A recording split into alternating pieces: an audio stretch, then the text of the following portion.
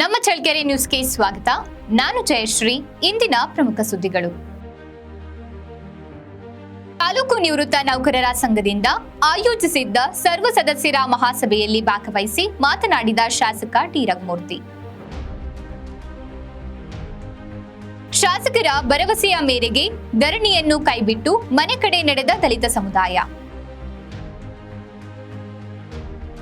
N Devarahalli ಗ್ರಾಮ ಪಂಚಾಯಿತಿ ನೂತನ ಅಧ್ಯಕ್ಷೆ ಸರಿತಾ ಅಧಿಕಾರ ಪದಗ್ರಹಣ.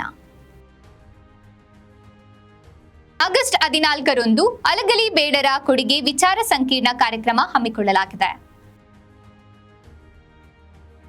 ಪುರಾತನ ಕಾಲದ ಬಸವಣ್ಣನ ಮೂರ್ತಿ ನೂತನ ಈಶ್ವರನ ದೇವಸ್ಥಾನಕ್ಕೆ ಸ್ಥಳಾಂತರಿಸಿದ ಎನ್ ದೇವರಹಳ್ಳಿ ಗ್ರಾಮಸ್ಥರು.